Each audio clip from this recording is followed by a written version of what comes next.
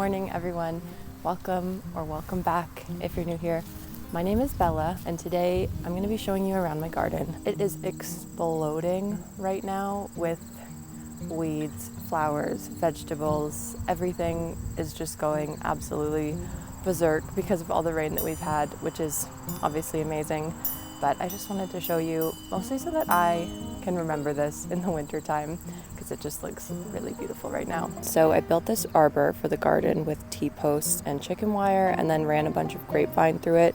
So this year I have really beautiful pole beans climbing up. Look at how adorable those little yellow flowers are. And then coming through the path, there is a center bed that's full of the most beautiful combination. So many grasshoppers in here. This is just some garlic that I kind of let go wild. I have leeks here that I also just let go wild.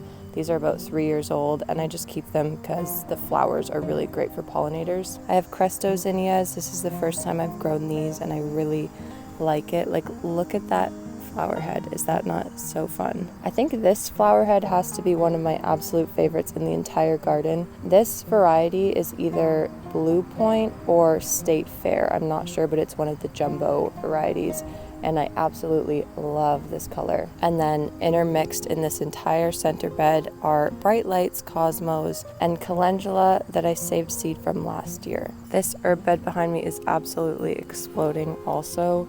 I have a bit of an empty spot down here because this is where I pulled all of my garlic from. And so back here I've interplanted sorrel, I have some lovage.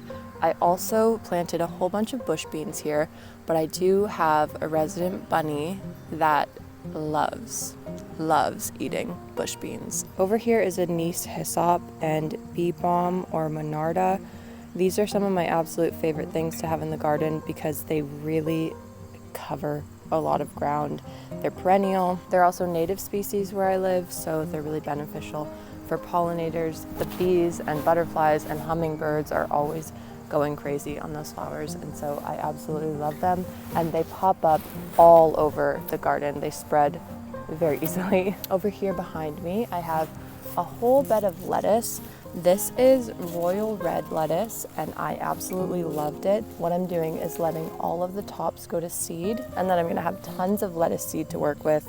I'm going to reseed a whole bunch of areas in the garden because lettuce is something that can continue into cold weather. So ideally I will have many more lettuce harvests throughout the year, hopefully continuing all the way up till October, fingers crossed. So speaking of seed, to the left of this lettuce bed, I have a whole bunch of carrots planted in here. Now this bed had a lot of root crops last year, and so this is a carrot flower that I'm letting go to seed. So first it flowers like this, and then this is gonna all turn into seeds that I can hopefully harvest and plant again. But let's see here if you can see some carrots forming. Yep. These are looking amazing. I have a bunch of Roman chamomile that I saved seeds from last year. This bed behind me here has been the most prolific with the bush beans. For some reason, these ones didn't get affected by whatever it was. I'm assuming it's the rabbit that was really enjoying them. So these are purple bush beans. They look like this. They are so good, and it's kind of fun because they're this really pretty purple color, and then when you cook them, they actually turn green. I have some fennel here, which the black swallowtail caterpillars have really been liking this year. Back here is a new bed that I put in this year, and it's housing corn right now. I think this is almost ready to eat. A lot of the stuff that I've tried to grow in this compost has not been super successful. I'm not quite sure. I've had to do a lot of troubleshooting with soil this year. Hopefully that will be the kind of thing that I can just keep building up and improving the soil quality every year with some of the ones that have been a little finicky because I've kind of had soil from all sorts of different sources. This is kind of the center raised bed that you see when you walk in the garden, and so I have a very beautiful tall sunflower. I think that's a Mexican sunflower that hasn't quite done anything yet, but over here, this Mexican sunflower is coming out in all of its glory. Even the head that's already bloomed and had all the petals fall off still looks so fun. I am such a autumn girl. I love a fall garden, And so a lot of the things that I planted, like the sunflowers, the Mexican sunflowers, zinnias, things like that, are all things that I am keeping in mind what they're going to look like when they're dried, because I like to leave a lot of structure in the garden throughout the winter, because it's really beneficial for habitat and for seed sources for birds and things like that, and it just looks gorgeous. Over here I have a raspberry that's going absolutely wild. It is a wild raspberry, so it just has a mind of its own. You can see it started here and is going all the way across here and up into this chair. So this is a very quick growing plant. This was all entirely cut back at the beginning of the season, and it's done this much. So if you have brambles or wild raspberries, beware. This is something that was a really fun surprise.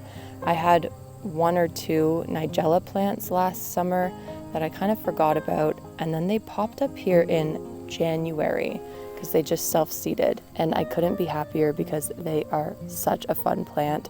So these are actually the seed pods. So even just from this little patch, I think I'm going to have so much seed. I'm gonna try to save as much Nigella seed as I can, because I know everyone says that they're quite like prolific self-seeders, and once you have it, you can't get rid of it.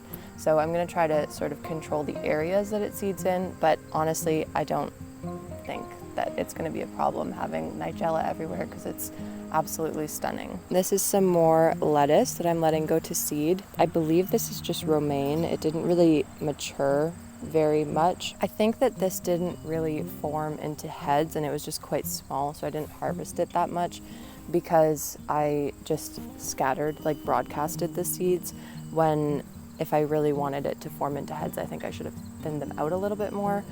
But nevertheless, still gonna let it go to seed and have lots of lettuce seed left over. Down here is an example of the cluster planting method that I used.